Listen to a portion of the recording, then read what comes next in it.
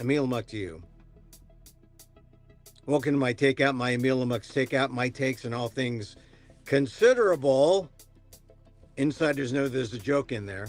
All things considerable. We're here. It's the last week of the year, and I guess this is not the day that you throw out the confetti from your windows. I mean, most people work at home. Well, I mean, since COVID, I mean, people are going back to work. So maybe we'll see people throwing calendars. Maybe people will be throwing their Palm Pilots out the window. That used to be a tradition to throw calendars, the little loose leaf calendars out the window. But all right, that's coming up on the 31st. It's not the 31st yet. It's the 30th. Lots to talk about today. I do want to mention that my Emil Amok 69, you say 69 again, Emil? I mean, you still do 69? Well, yeah. I mean, that's the name of my show. I mean it metaphorically. Emil Muck 69. Emil does it in San Francisco. It's free, sort of. If you're watching me on YouTube, go to playgroundsf.vbotickets.com, playgroundsf.vbotickets.com, and then see me at the Solo Fest. 69 Emil Muck, a real journalist, stands up. Get your ticket. It's a donation, right? And it's a nonprofit. It's free, essentially. Pick a date. Come see me. Pick a date that if you say, I can't be in San Francisco, I'm in Tampa, I'm in Texas, I'm another tea place, Tiburon. Oh, you're in Tiburon? Well, you can afford to come in, Uber in, see me on Potrero Hill. The Potrero stage is where I'm doing this show. It's about 55 minutes. I tell my story that I've been touring in Canada, and I was in Vancouver, Edmonton, Winnipeg, all the fringe festivals.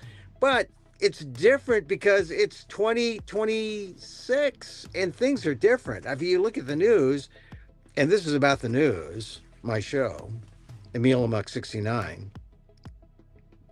See me deal with my Trump derangement syndrome. I mean, if that's an enticement, no, I don't want to. Come see it. Emil Muck 69. Go to playgroundsf.vbotickets.com. It's starting up on January. I think it's January 17th. I mean, I should know the dates, but the fact that I don't know the dates is kind of remarkable. But you can check out the dates by going to playgroundsf.vbotickets.com. And yeah, the first show is on the 17th, a Saturday at 7 p.m. First show Saturday the 17th, and then there's another show on, when's the other show? 8:30 on Monday the 26th. So I do 4 shows there. So check it out. And then there's another show in February the 7th, which should be a Super Bowl. I mean, the day before the Super Bowl. And then I do another show on February the 2nd at 8:30. So lots of different times to see me at this Solo Fest. See 1 hour of Emil Muck doing 69. That sounds kind of interesting, doesn't it? 1 hour of Emil Muck doing 69. All right. So this show is different from the show I do, because in this show here, I stand in front of my gong. Sort of like, are you Gatsby fans? The eye of T.J. Eckleberg. The eye, not the eyes. The eye of T.J. Eckleberg.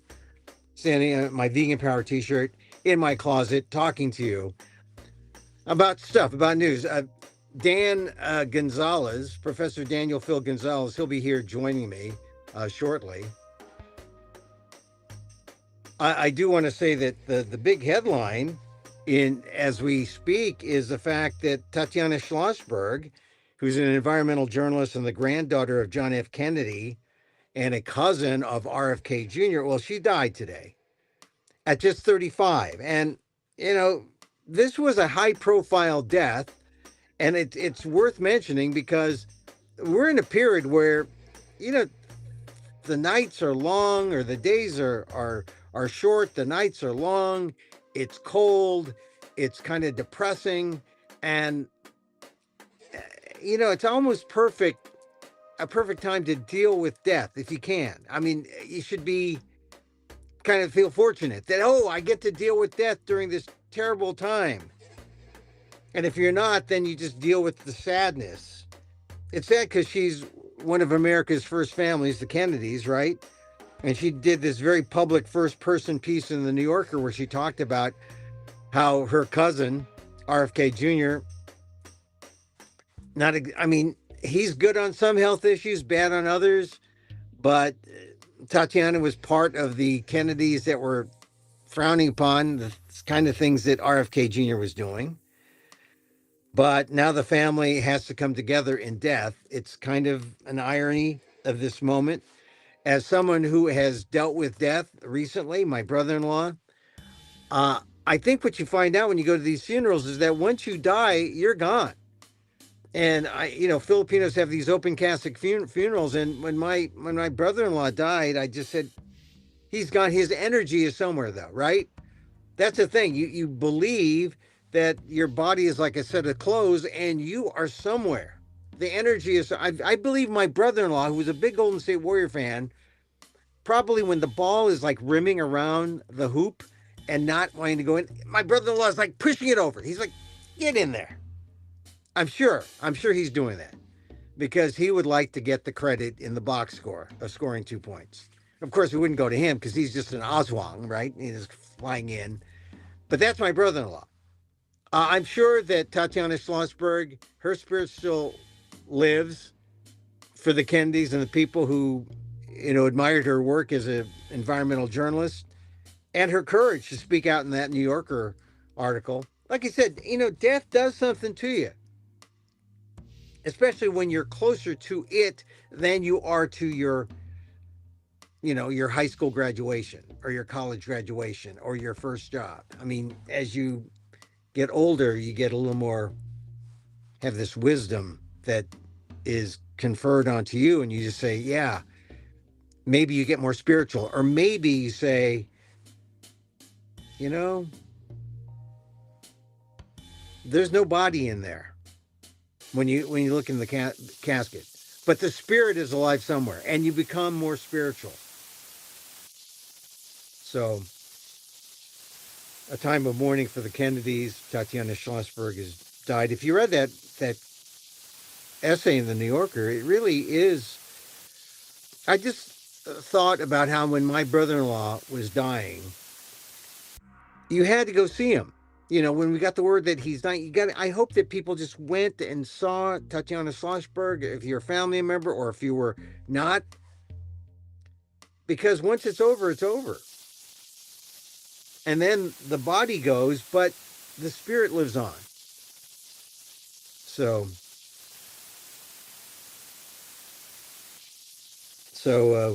as they say, may her memory be a blessing.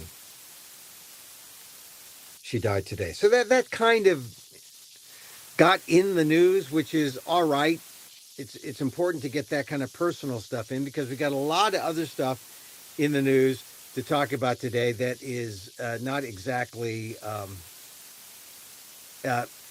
know, it makes you wonder, where is this country going? I think the big news for me is the economy, and we're 20 million Americans are going to have health insurance issues when the Affordable Care Act, when their premiums go up and then nearly double next year.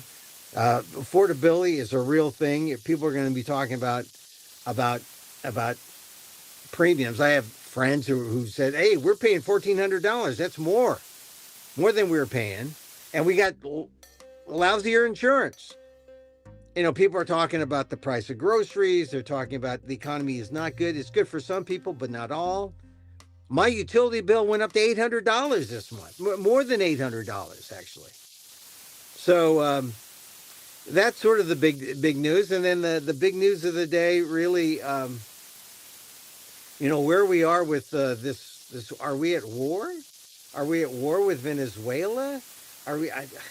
I don't know. Let me bring in my friend Professor Daniel Phil Gonzalez to come in and help me out, help make sense of the world. Dan, yes, sir. I mean, we're Good at the end. afternoon. We're at Afternoon. the end. We're at the end of the year, Yep. and then this is the year when you think about, well, what how are you going to deal with taxes next year? A Are you year dealing that with feels like five. yeah, yeah, yeah. It does. Like it feels like we've been through 5 years. Yep. It's almost like dog years, right? It's like an indirect compliment to the efficacy of the Trump administration Yeah. in implementing Project 2025. You're there. A lot of people have sort of forgotten about that, but some remember that. Hey, we were talking about Project 2025 before the last election, and everyone seemed to be fine with it. And I guess we're not fine with it. Yeah, I don't know about fine with it. I think they just figured that people like you and I, regardless of our journalistic exploits, Mm, yeah, are just talking crazy, like some of our critics have said.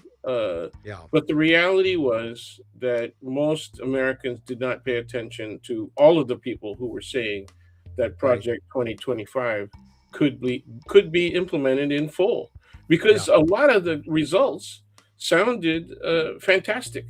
yeah, But I said on this podcast yeah, that you have to really take a look at the way it's expressed. yeah, That all of the moves that they make all throughout Project 2025 are based in facts. They start with facts, then they interpret what those facts mean, then they suggest ways that the issues that are raised by those facts, right, can be addressed. And so the first two-thirds of their presentation is rational, especially the first third. So it sounds convincing. Yeah, yeah, It it sounds sounds like logical. It sounds yeah, logical and plausible and ethical. Okay, yeah, so then when you get to the third part, that's where that's where the knives are. That's where the shredder is, right? yeah. And once you get your fingers caught in the shredder, the rest is really predictable. Well, that was the ideological part. That is, if we know that immigrants are a problem, then we got to go after immigrants. Are you an immigrant? Sorry. Or are you a person of color? Sorry. Well, it's also, do you have the implementation? Do you have the tools to be able to do that? And Yeah, and and Project 2025 made sure they had the tools to be able to do that. They made yeah, sure they took over leadership of specific departments.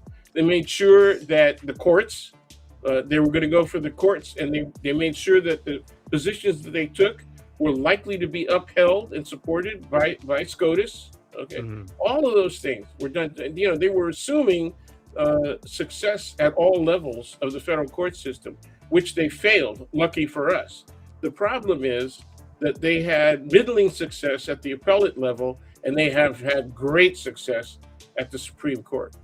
yeah. And that's sort of the thing that I think if you do a year in review, you see the executive branch taking power, trying to implement 2025, Congress being neutered by the executive branch, the Supreme Court, you know, uplifting the executive branch, saying, "Yeah, we're all yeah," and you people have all their views, possibly correct about Yeah, how corrupt the Supreme Court is, but there it is, the Supreme Court saying anything. Well, they're not saying everything that the executive branch is good because lately we've seen a kind of pushback on the National Guard on that case. But all right, that's one case.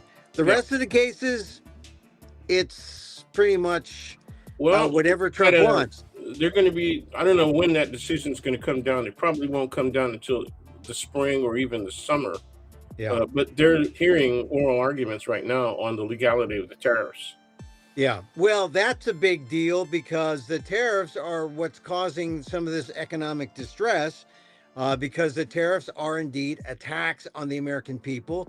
The money in the treasury comes not from foreign countries, but from us, taxpayers, consumers, not taxpayers, but consumers who, like I was trying to buy chestnuts the other day, because we have an open fire, a chestnuts roasting on the open fire. Chestnuts are like $6 a pound. And that's domestic. $12 for imported. I just started singing the song, saying, "Forget the chestnuts." Uh, we're consumers on the open far. Yeah, they don't taste that good anyway, man. Well, they're kind of mushy. They're not Well, it depends on, yeah. snappy. You know, If you take your time and you don't overcook them, yeah. they're still good, but they're not that flavorful. Well, Hazelnuts. Those are good. Hazelnuts make you yearn for chocolate, since the Europeans have us linked to hazelnuts and chocolate. But Yeah. but chestnuts, open fire. It's the lyric. You hear the song, you get in the mood. It strikes the chime that says, "Oh, it's the holiday now." Yeah. But it's too expensive. It's too costly. I Hey, like Mel Torme's version was the best. yeah. Well, let's see. Well, I don't know who sang it, but the one that I hear, I don't know if it's Johnny Mathis. It's a guy. Everybody did it. Yeah, everyone did. Nat King Cole was Yeah, also. Nat King Cole. Oh yeah, the king. All right. Now, Anyway, yeah. Now we talked about 2025. Do we do like George Clooney and get French citizenship? I mean, George Clooney, Amal, they're twins. Yeah. They've got French citizenship. I don't know. Canadian maybe. French. Can we trust the French? I went through my Francophile period, but I don't know. No, the French, in my opinion, Yeah. are second most nationalistic to Germans. Yeah, and they've got a right-wing problem there, and they've got the Yeah. plus the nationalism problem, and Right. you And think you have to say it, it's white nationalism. You have to say it. Well, It is. Yeah. although you go to France, I mean, all right, I haven't been there in 20 years, but still, it's worse. Well, not worse, but it's more the way it was when I was there 20 years ago, because the immigration, because of they've got people coming to France from all over, all different religions, different ethnicities, different.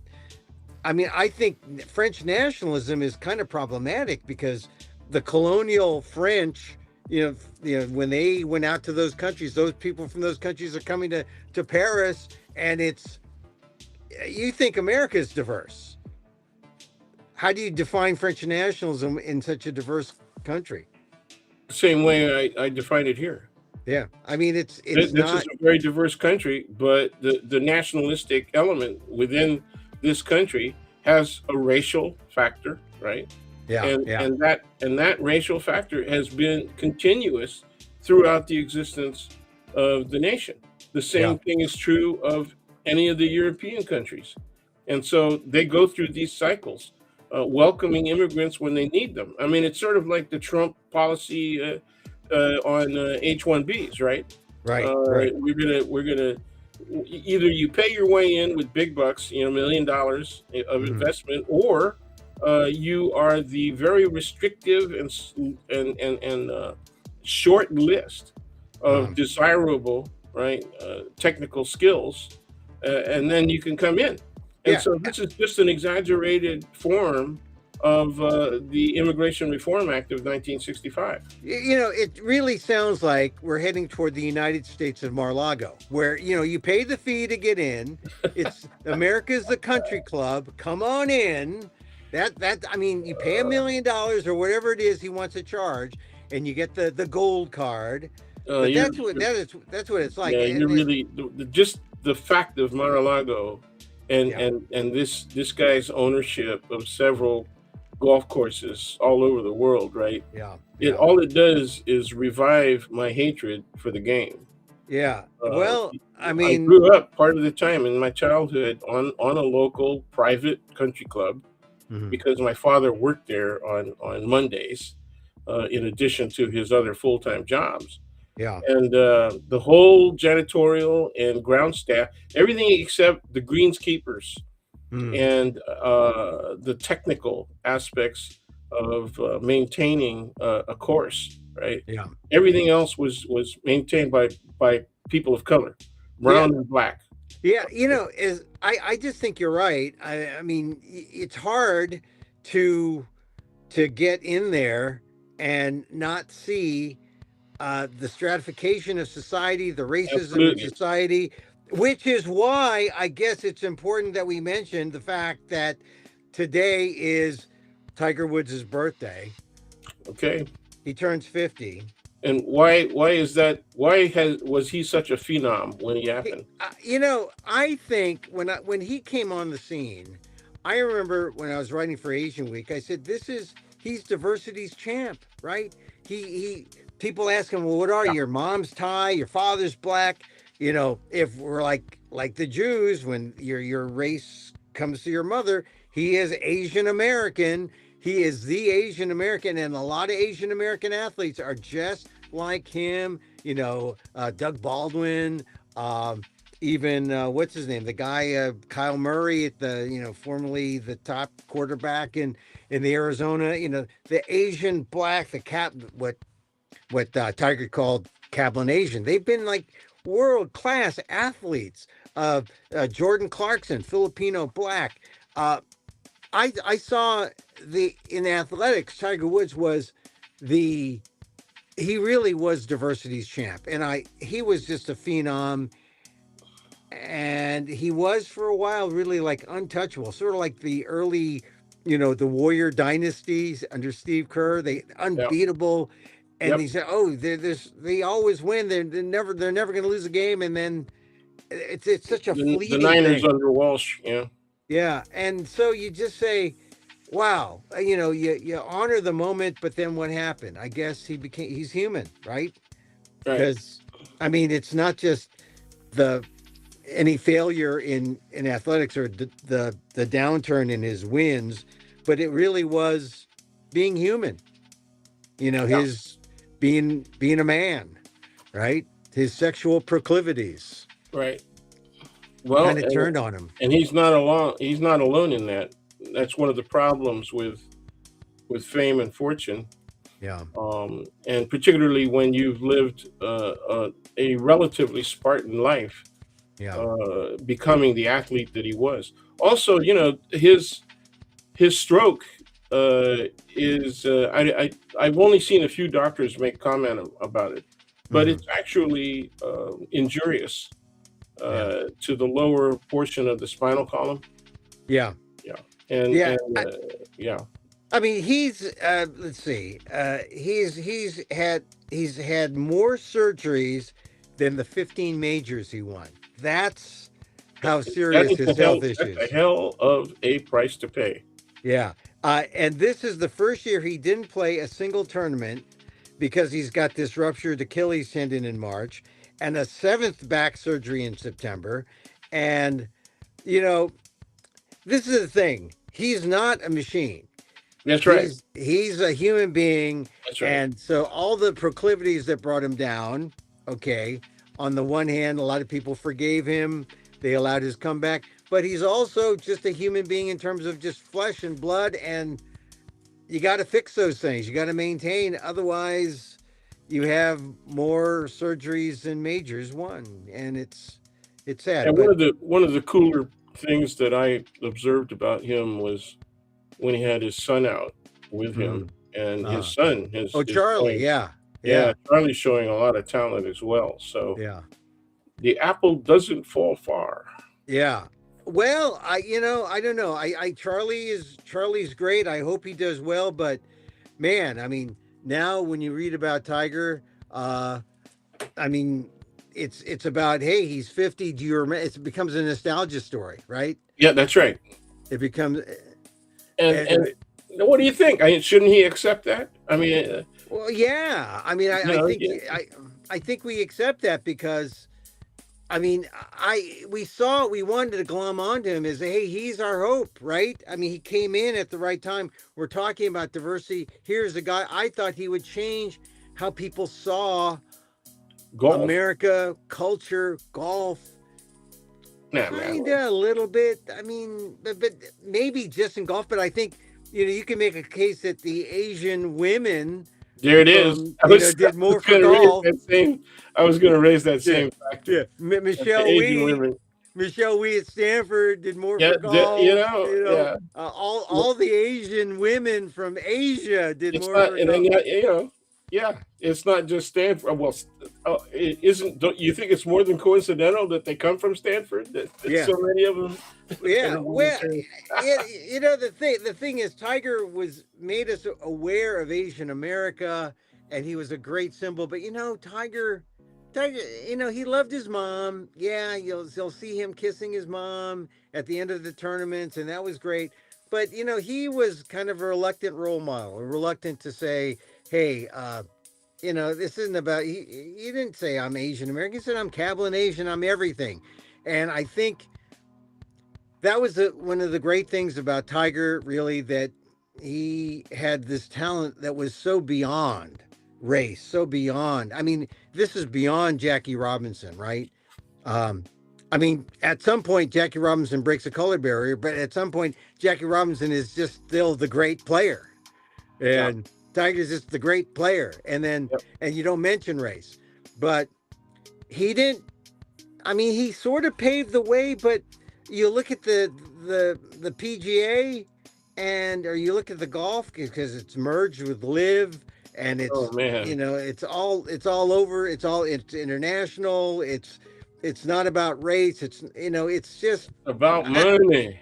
it's all about money. So I think he was a reluctant activist, and in some ways he was a bad activist. He was just who he was out there, swinging the golf club, trying to win. His body broke down. His morals broke down. He's a regular guy. Okay, we look back nostalgically and say, "Oh my God, maybe Tiger's the guy. Could have been the guy." Actually, you look back and say it could have been more. Right? I mean, Yeah. it could have been more, Yep. and it wasn't. So you don't blame Tiger for that. You just say he inched us forward in the diversity talk, in the diversity debate. Yeah. But there's resistance, right, Yeah. from the element within the society that it's always there. That Yeah. that's See, what I wish people could just do. I mean, yeah. can't you accept the fact that there is an element within American society that is continuous, that is racist, that is class bound, right? And understand that that's part of the human condition. Yeah. That's one of the reasons that the psychology of socialism, uh, when it's actually enforced, right, Mhm. is immediately subject to challenge. Yeah.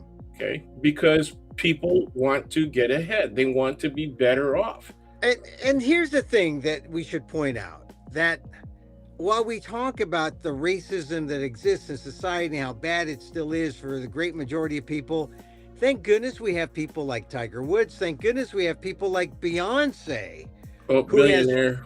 he's reached billionaire status with Cowboy Carter.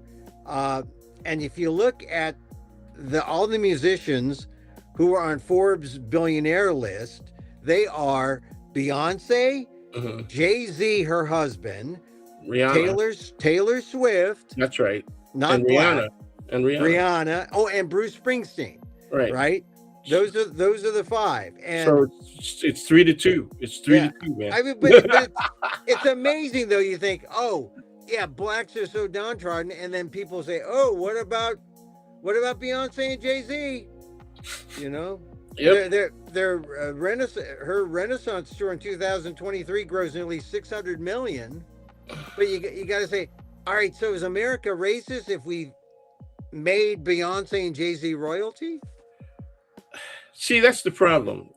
When I talk about the existence of an element or a segment of American society Mm, that is representative of this cultural factor, all right, mhm, people immediately think that I'm saying the whole society is racist. Okay. right. I Mhm, will say that the society is structured in a manner that supports these elements of racism. It's structured that way. Okay. And so, even though it's only a minority, relatively speaking, of American society that holds white Christian nationalist beliefs that are consistent with the maintenance hardline racism, mhm, okay, they still have an outsized effect. And unless you accept the fact that that exists, you will always be subject. You will always be vulnerable to that effect. Okay. You will not guard against it, which is what the Democratic Party and liberals in general failed to do. Okay. They wanted to move the society forward and make it more just, but at the same time, they were assuming that the effects of the Warren Court, right, would have some level of permanence and that they wouldn't be challenged. Yeah. Well, but when you have an element outspoken in the Republican Party and among conservative independents, an outspoken element that said, we want to reverse, we want to get rid of the New Deal. I mean, they're going all the way back to Roosevelt. Hey, if Beyonce and Jay-Z can be billionaires, we don't need a New Deal. Black people can rise. Yeah, we could all be billionaires too, right? So all of these people that are white Christian nationalists believe in capitalism because they think they can also be rich and become billionaires, right? Well, I mean, they're not even going to college, man. Doesn't happen to everybody. Yeah, they're not protecting the trades, right? A lot of them are anti-union. Okay? Yeah, it makes no sense at all. Okay, yeah. But that's what they are. And then don't you dare tell them that they're exercising their right to vote in a manner that's inconsistent with their own interests. Yeah. Because they'll take out a gun and threaten you with it. Well, yeah. Well, here's the thing about the Beyonce thing and Jay-Z. That people will look at that, just like they looked at in the 80s, they would point to Bill Cosby on TV making tons of money before, it was revealed that he spent a lot of money on Quaaludes. And, but... people used to point to Cosby and say, hey, we got Bill Cosby. He also spent a lot of money at the Playboy Club. At the Playboy Club. But, but here's the thing, and people will like to say that class is so important because of Jay-Z, Beyonce, Bill Cosby, they all made it in Hollywood.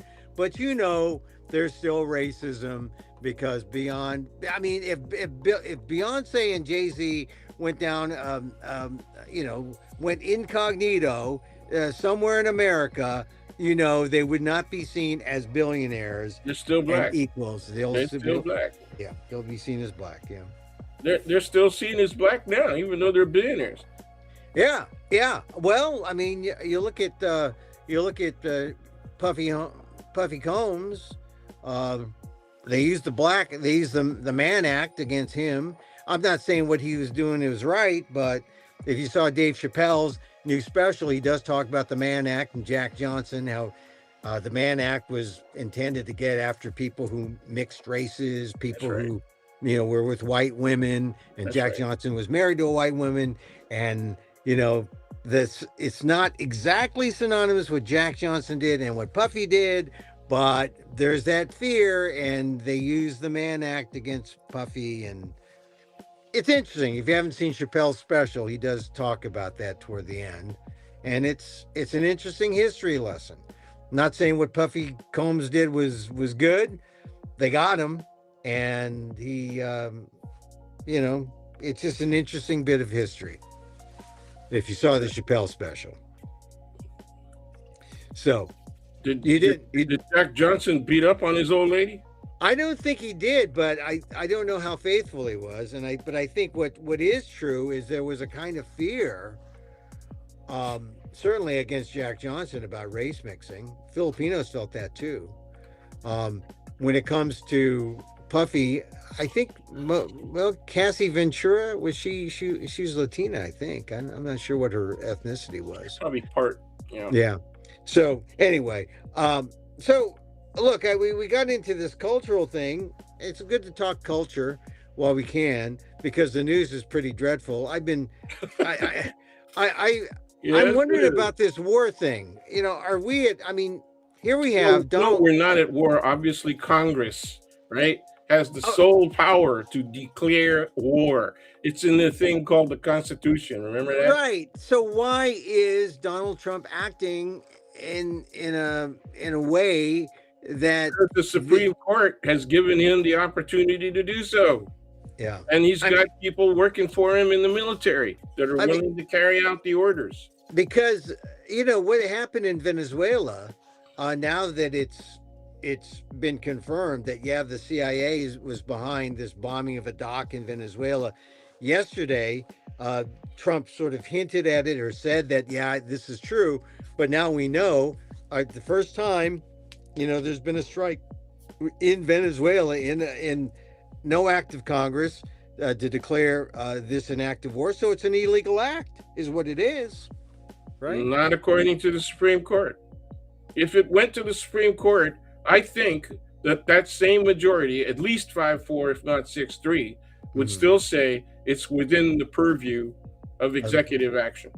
Well, and this is the problem of our Constitution and where we are today. And people have always, during the last year, said, "Are we at a constitutional crisis? Are we we're in a state of a constitutional chaos, which by definition is crisis, and but it's resolved on behalf of the executive branch and Trump because see, when the crisis is not physical, right? When they don't see themselves being injured, when they don't see America under attack, right? Yeah, I just lost your camera. Oh, there you are. All right. Okay. All right. So when you have what now? Unless it turns physical, and while it remains abstract, right? Constitutional crisis. People don't give a doo-doo. Okay, they don't really care. So it sounds like an legal academic argument, right? Are we in a constitutional crisis? They don't even see the fact that American institutions are failing miserably in just protecting their interests. The CDC, for example, the spreading of measles, for example, going on right now. Okay, as long as it's only 2,000 incidents and it's spread out and they're sporadic, right?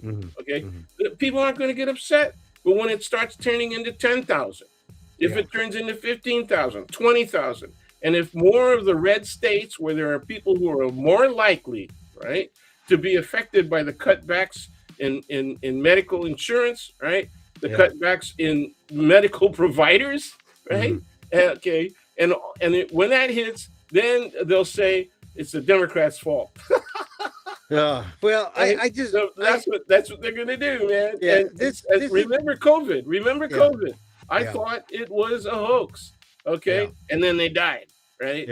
They beat up on their nurses. Okay, and their medical caretakers. Okay, because it was a hoax. Because they believed, right, that all you had to do was drink some freaking Lysol. Yeah. Well, I just think that this is why you see these actions and they're okay. And we get this normalization in 2025. Not okay. And all of this stuff was predictable. Right. Because of what we said at the beginning with Project 2025. No, even before that, when the guy started coming down the golden elevator in his building, okay, it was predictable. Yeah. It was predictable. All right. Now, let's, Monday, there was a number of things happening. Zelensky went in with Trump. Well, that was Sunday. But then on Monday, Trump calls Putin, and Putin says, hey, my house got targeted. But no evidence, no photos, no video, nothing. So it sounds like, false flag, kind of rhetoric to boost sympathy for Russia. But it's just strange. That's going to work. Going to work, right? Like he's going to get sympathy. They said, damn, they didn't get him, though. Well, we should know better that it's not about sympathy, but it just shows. I mean, Trump is tipping his hand all over the place. It's justification, right? Yeah. I'm going to bomb the hell out of him now. He's already been bombing the hell out of him. So he wants to increase that aggression. Okay. He wants to up the death toll, right? Yeah. Right now. And then at the same time, everybody's saying, okay, well, there's a serious plan here, for peace accord, and so they're meeting with all of these people, Witkoff and Kushner, and it's good, and they're working hard, okay, and they're making this work. And then what did Trump? He admitted it was me who said we're not going to give them the missiles. Yeah, they're not getting the missiles. It really is a kind of how it's. You got to look at it as how quickly can the U.S. force Zelensky and Ukraine to surrender. And I don't think that they're going to do that.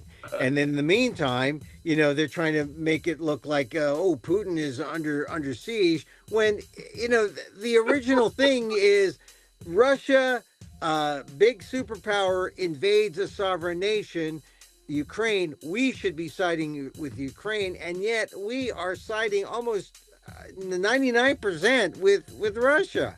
It's just, at least we didn't have an Oval Office kind of They're buds, debacle this man. year. They're buds. They're Yeah. buds. Trump builds everything on personal relationships, or what he perceives to be his Yeah. personal relationship. Now, you know damn well any other intelligent being, dictatorial or otherwise, right? Yeah. In the leadership of all of these other nations throughout the world, they're looking at Trump and they see a fool. They see a stupid, crazy person. All right. Okay. Yeah. And so they play him. All of the gold gifts and everything, they're playing him, Yeah. Okay. And it's Oh. really obvious. It's really obvious. And the funny thing you kept asking me is the Epstein thing going to be the thing that brings, I said, no, it's going to be side action, because they're never really going to release all the information. All right. Let's get to the Epstein thing, because I just think they say there's a million more documents. Well, a million more documents. Okay. Right before the Epstein thing, the actuality is that all of this stuff that he's doing, and including, we got into this segment by talking about Venezuela. Yeah. That's the kind of stuff that's going to bring him down. Oh yeah, I agree. Epstein, I agree. Okay. So but yeah, Epstein. But I think Epstein. The thing about Epstein that gets me is, people on both sides. I mean, the Democrats want to find out what's going on because of the women. It's always the women. Listen to the women. The Republicans, the victims. Well, the victims, yeah. But the Republicans, they're more into releasing the files out of transparency. And between the two, there should be some kind of common ground that would show just how bad Donald Trump has brought the U.S. Because of Epstein. Because the more you look at this situation, it's more than just, well, certainly more than one girl. There's like hundreds, maybe thousands, and as young as 14. So the biggest figure I've heard. The biggest figure I've heard is 1,200. 1,200. Okay, yeah, I've heard into the thousands. Safer to say hundreds if you don't have absolute proof. But what really gets me is that this was the side action. There was something else. That's right. That they're coming. The girls are the side action. They're never. It's not the thing that got the billionaires and the elite together, and it's not the thing that turned Epstein on. What really is interesting is how it's probably not the thing that made him rich too. Right. Well, people talk about, there's the deep state. This is not deep state stuff. Deep state is really about the bureaucrats, and we need the bureaucrats, and Doge fired all the bureaucrats. That was the danger of the deep state morality. That's the danger of that fake morality, right? Right. But the deep state is career civil servants. And so it's not the deep state that we need to worry about. It's the Uber government that we needed to worry about. The layer of officialdom and elitism. Yeah, man, we're gonna lose our half our audience if you just keep saying there's no such thing as the Illuminati. Well, I'm not saying they're the Illuminati. I'm saying that there are rich people who feel they're above the law, and they work on this level above normal governments. And when they can't be, I mean, this is why nations that are just a bunch of people with a bunch of sand holdings in the Middle East say, hey, we're a nation state. And then they form banks and they launder money and all that. There's a layer of those kind of people. And they dabble in Western nation politics. Right. They think they're above the law. And Epstein, with connections to all that money, this is what the Epstein files are hiding. And it's the girls. That's the side action. The girls are the side action. That's right. And I hate to put it that way, because if it were, if it were any other administration that was going through this, that would be a singular element, right? And it would bring down the administration. The fact Yes, that yes, the yes. only reason that it doesn't is because there's so much else going on. Right. It's almost like this relentless, relentless onslaught of badness, relentless onslaught of It's too relentless generalistic. onslaught of corruption. Yeah. ROC. Oh, thank you. Thank you. He said the C word. Well, it's corrupt. I mean, it's It's evil. in your face. It's in your face. It's What- evil, the but emoluments it's corrupt. clause. The emoluments clause means nothing. Emoluments. Yes. That's where you can't, by the Constitution, you cannot benefit from being in government. But And nobody that's- even questions it. Nobody And that's- even questions it, man. I mean, people are giving him gifts and they're made out of gold and they don't even question it, right? yeah, You know? and everything he does, from the plane, from Qatar, from Oh, the man. the ballroom, and then put the name on the Kennedy We're not Center. going to waste your dollars. We're not going to waste taxpayer dollars, okay? Well, Donald, okay? Who's paying for the freaking ballroom? Yeah. Well, I mean, hey, none of your taxpayer dollars. We're getting donations from countries that we're going to owe favors to. We're gonna Which again, is that not emoluments? emoluments. Hey, Oh, we do not have we do not Oh. have a polysyllabic constitution, It is Daniel. open Professor- corruption. Professor Open Dan, we corruption. do not have a polysyllabic life. We're all monosyllabic. Yes, no, truth, lie, monosyllabic. That's where we're I at. resent Don't your even, reference to saliva. yeah, Wait, what? we're not. No, Oh. we're not. We're Is look. that It's, Slavic? What? no, Or no. We're Slavic- oh, what? we're very simple here. We don't want to lose any Oh, audience tell me about members. it. That's We're the American public. They're very simple here. We're very simple. Look, I was the Washington correspondent for my weekly reader. And no, it scares the hell out of me. Third grade. We went up to third grade level. This is what the White House, Congress, not the White House. Yeah, right. All monosyllabic. Yes, no, truth, lies. Yeah. Good, bad, ugly. Well, yeah. And it's So- you end up with a lot of Germanic, Anglo-Germanic 4-letter words. Look, and the use of the word corruption, 3 syllables. No, we can't say that. There's some people who are bad, and some people are good. Okay, I got Line one up- syllable. I got a 1 syllable. Crime. Crime. Okay, crime. Crime is bad. Crime is put them in jail. Put them in jail with the monosyllabic word of the United States. Dan, this is the problem. We're trying to get too many syllables in here. We need the fewer syllables, the better. Fewer syllables, the better. The thing that I'm laughing at is that you're so right. It's the truth. It's so true. It's nearly absolutely true. Of course it's the truth. It's 1 syllable truth. Yeah. 1 syllable. That's it. We don't have time for more. Trump, 1 syllable. Obama, 3 syllables. Bad. No, bad. Clinton, 2 syllables. Bad. Guillermo, oh no, bad. 3 syllables. Trump, Some 1 kind of syllable. Spanish crap, man. Is Oh, he yeah. legal? Is he legal? That's what I gotta say. One of our doctor friends said to us, "Oh, hey, wishing you happy holidays. Are you guys going to take any trips?" And I said, "I'm brown, and my surname is Gonzalez. No Very trips. limited trips." No trips. No trips. Not even an ayahuasca venture. No. No, and I gotta really be careful about my accent. Yeah, I know. I'm working on it. I'm trying to develop, like maybe you can't even do a British accent because they'll think that's a colonial effect. Oh man, So, yeah. I mean, you're a foreigner for people- sure. Yeah, you're a foreigner for sure. Yeah, I kind of miscalculated. I was hoping I would get into the Canadian fringes. I didn't yet. There's a couple fringes. I'm still open. I'm open to because you do a lottery to get in. I was going to go to New York City, But this year I said, no, I'm not going to go to New York.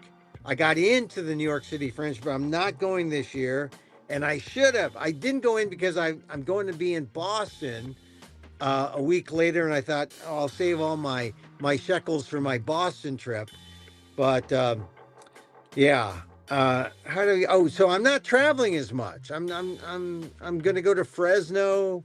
I'm doing some stuff in San Francisco, but I'm not traveling as much. And oh, I might go to Edinburgh. I might go to Edinburgh. Scotland. Scotland, yes, because that's the Fringe is there. I'm not going to go to the Fringe, just maybe to visit, just to go to. It's sort of like the Fringe person's mecca to go to Edinburgh. But my Maybe father visit a couple of distillers. maybe maybe I'll go off the wagon for just a Check out the little prices. Check out the taste. prices and see if there's a way you can escape tourist prices. Yeah, so they'll charge me 3 times for Lagavulin. Yeah. The Yes. the Scotch of choice. Now, suddenly Lagavulin is we love smoky Yeah, stuff. it's right. All of a sudden, everybody knows what it is, right? Lagavulin. I just like to say it, Lagavulin, Lagavulin. That's not monosyllabic. We just call it lag. When you drink the lag.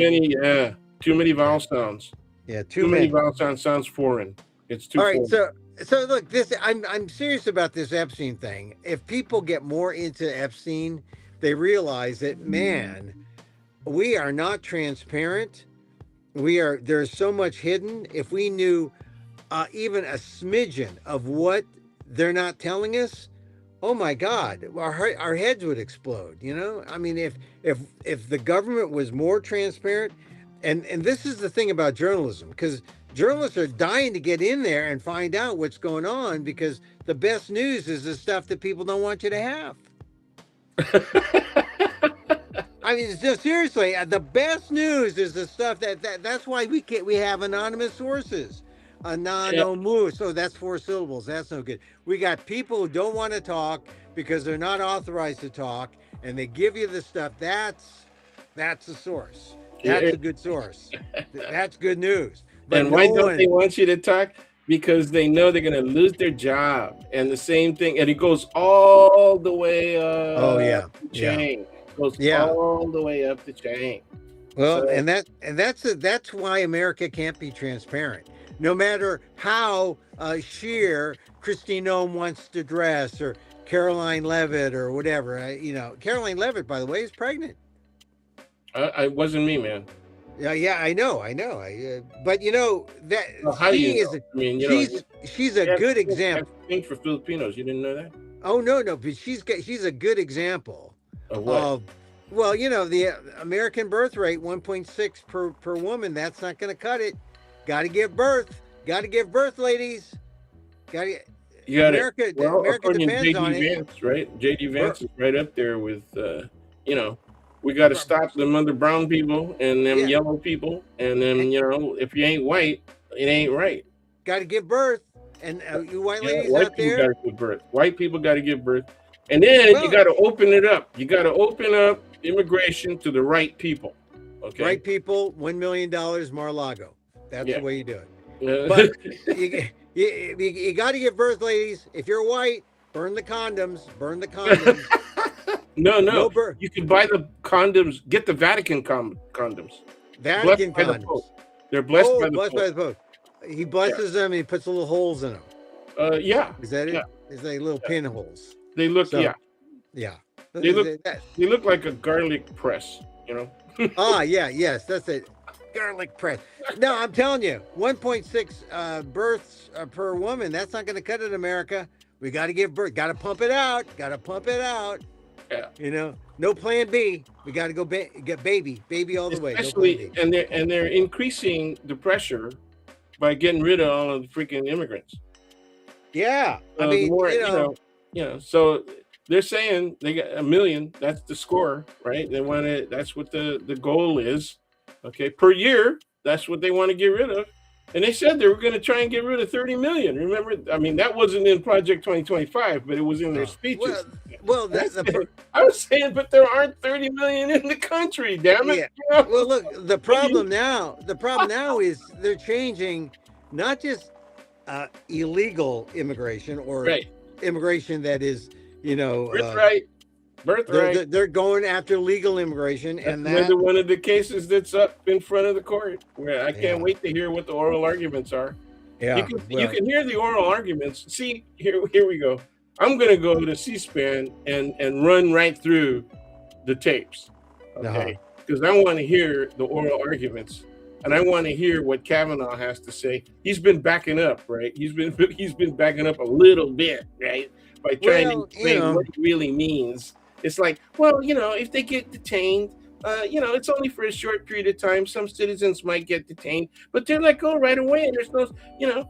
And what did he have to do now? Now he's saying, well, the police could do all of that as long yeah. as they don't use excessive force. Okay. Oh, yeah. So now he's backing up, right? Well, I just think, look, immigration is going to be big 2026. Those decisions, birthright, that's going to come down. I think Epstein is going to be that's going to be even a bigger situation when people start saying, why can't we be more transparent? Why can't we can't afford transparency? Well, we We don't can't really afford the want to be transparency. transparent because we're protecting the Democrats. It was all Oh, Democrats, no, It we was could be, all Democrats. but Filipinos, we love transparent. We love those Barong Tagalogs. We're transparent. We're showing Yeah, off. they're not We're showing transparent. off our They're white translucent. T-shirt. I Our mean, white yeah. T-shirt. Mine's not completely transparent, but it's all right. So usually I have, because I am in my closet. Usually Right. I have my Barong Tagalog hanging here somewhere. Oh, look, I have a part of a Barong here, so you can see Okay. it's transparent. Oh, No, I can see it's translucent. translucent. Oh, I cannot see my teeth. My teeth. Yeah. Okay. No, I have mine. I have them embroidered little birds above my nipples. Little birds. Yeah, Oh, little birds above my nipples. see, here's the actual shirt. See, again. See, kind of transparent. Okay, there you go. Boy, I'm the Okay. ghost of Emil Yeah, Pass. it's just that's semi. Semi-transparent. Yeah, and that's I all mean, they wanted. They wanted to be able to see that you were not carrying weapons. is that's why they had the Yeah, Barong Tagalog? yeah. That's exactly why. Oh wow! But I'm carrying my weapon all the time. You know what I mean? I got my weapon.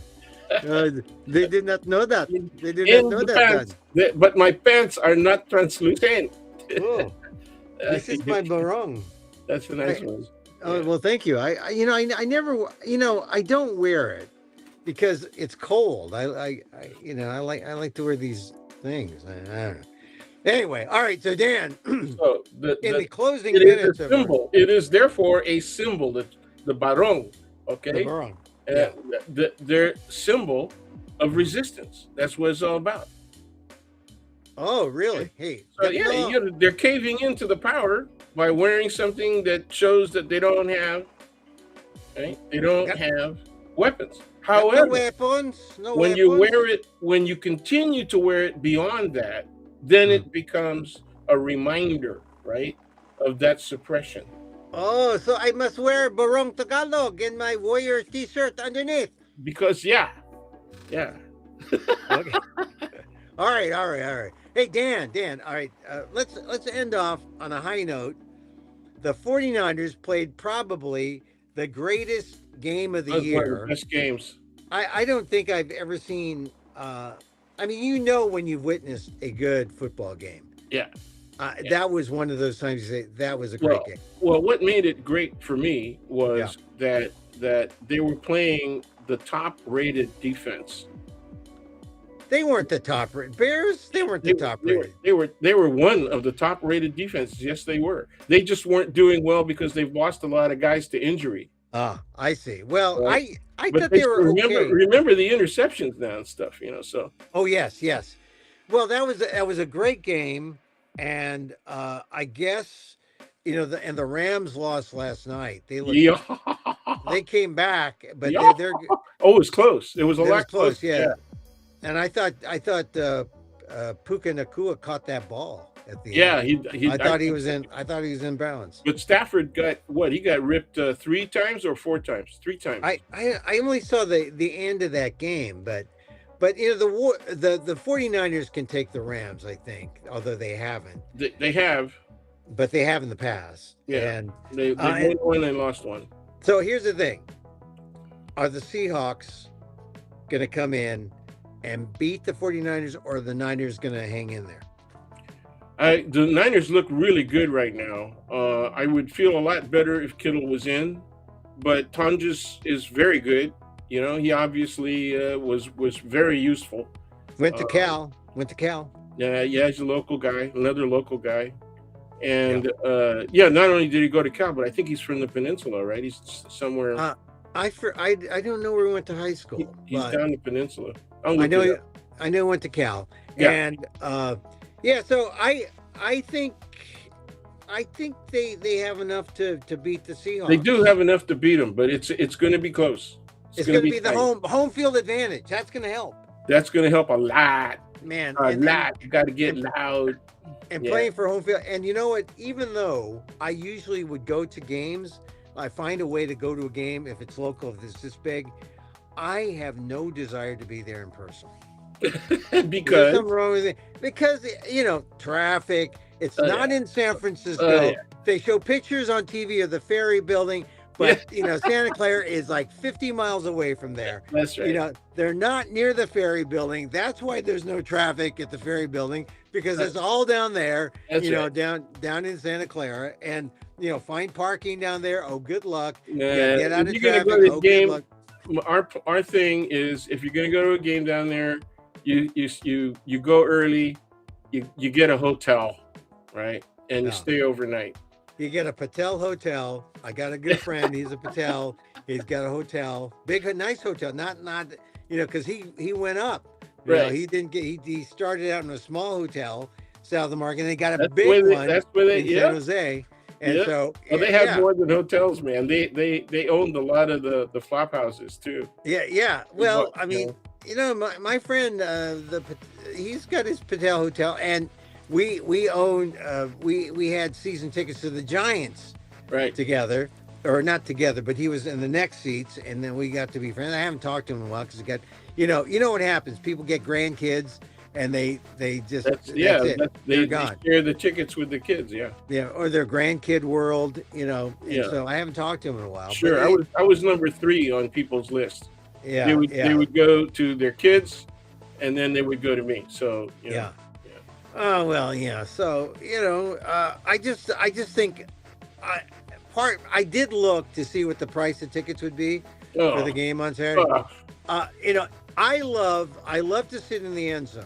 I learned this from being a Raider fan and being a Raider ticket holder, right. season ticket holder in the end zone.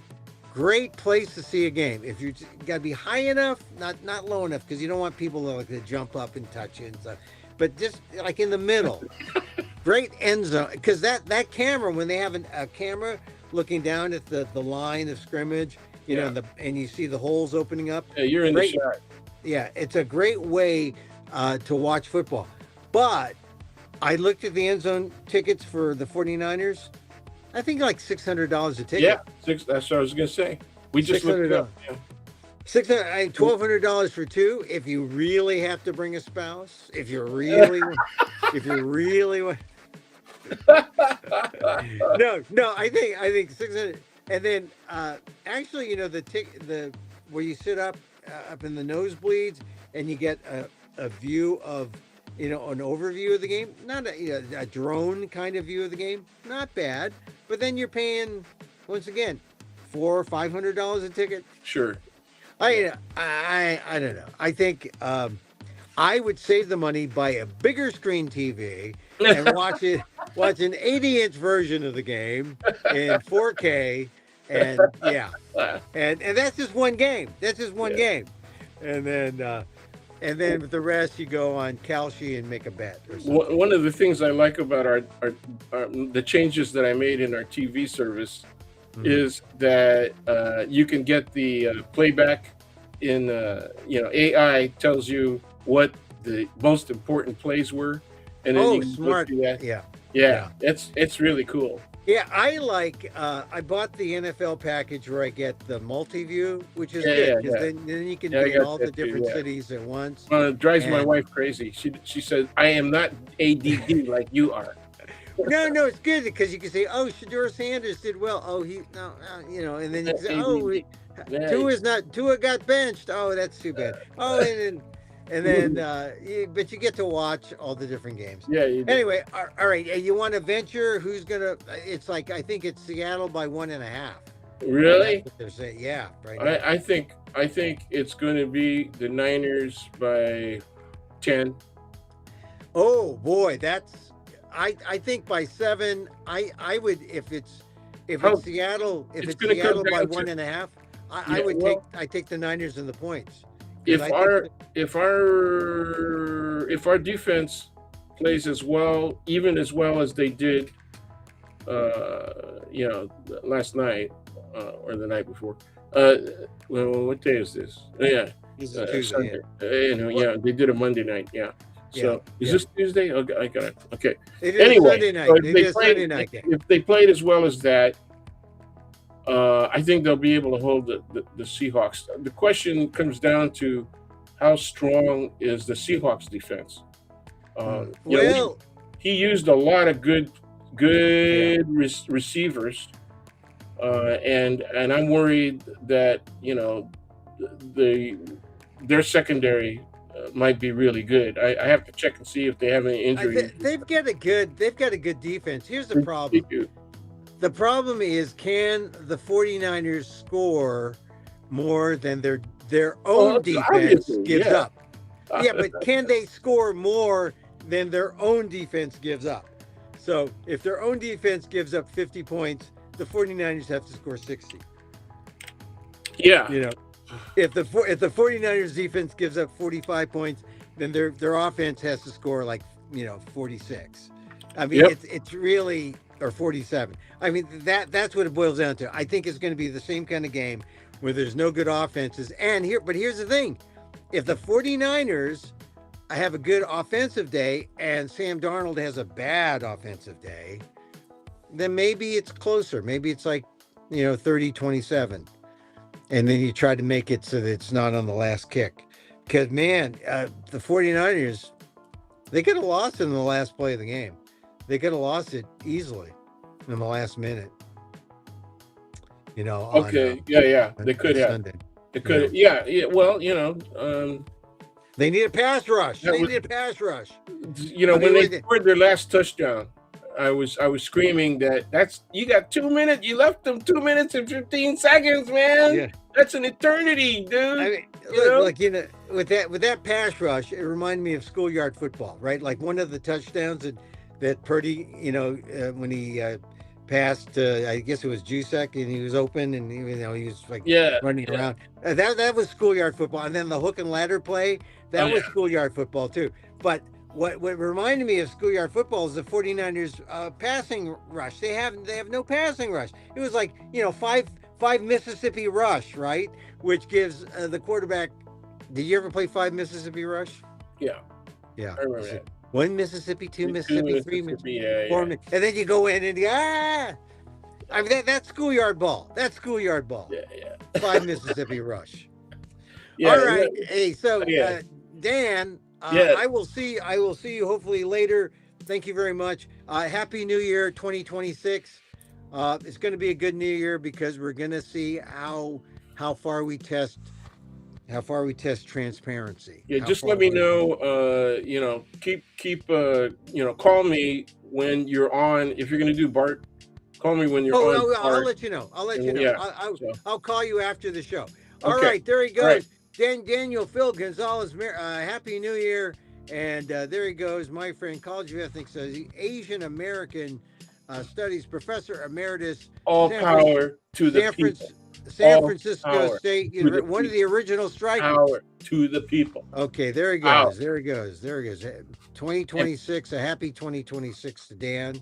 Happy 2026 to you. We'll talk about Zoran Mondani maybe on a subsequent show. Maybe after. Maybe Mondani will say something. Anyway, all right. That was Dan. We talked about all those things. Beyonce, Tiger Woods. Check us out. Beyonce, we talked about. I'm going to have to add Beyonce to the list here so that people will, whoop, Tiger Woods and Beyonce. Because that was interesting. I mean, sometimes, things come up and we say, oh, we're going to talk about that. And it was interesting. Tiger Woods and Beyonce. So let me remind you again, my show, 69 Emil Amok, A Real Journalist Stands Up. It's coming January 17th at Potrero Stage. Now, some people said, oh, Potrero Stage, where is that, Emil? Well, it's over there on 18th and Daharo, around there. Check it out. Playgroundsf.vbo tickets. Playgroundsf.vbotickets.com. You can get your tickets there. I'll show it to you. There's the link. You can always contact me at amok.com or get the ticket link there. Thank you for listening to this show. And really, I appreciate you. I appreciate you being here. And that's it.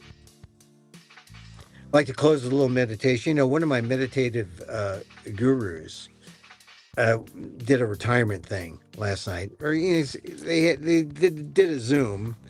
I think he was in Arizona or something. But Shinzen Young is really one of my meditative gurus. See, hear, feel. Oh, changed my meditative life. And then it got me into other guys, Vipassana, got me into insight meditation, Sharon Salzberg. And I don't know why I was so resistant to really embrace meditation. But Shinzen did help me. And so had to say, throw him kudos, love and blessings and all that last night. He's just 81, which is fairly young. Shinzen Young. Really, he taught me about the global unfiltered, the global something state. The acronym is GUS. The global I'm gonna hate myself for not memorizing that. But it's a way of looking at the world in this big picture way, and a way to understand your mind and speaking. And there, I just screwed up by not knowing what GUS meant. But look it up, Shinzen Young, GUS. It's a way of looking at the world, a way of keeping things in your head while you're speaking, which is antithetical to what I just did a second ago. Forgot what GUS meant. Anyway, I thanked him for that. And then another one of my gurus is Sharon Salzberg, who does the loving kindness meditations. And so we end our shows with a little loving kindness. As I wish for me, I wish for you. May you be safe. May you be happy. May you be healthy. And may you live with ease. Emil Guillermo here. Till next time, have yourselves a very happy New Year. Maybe I'll pop up and do something. Check out the YouTube channel at Emil Amok 1. Check out Facebook. But if not, if this should hold you, we got a lot of good stuff here. Till next time, Mahal Kita.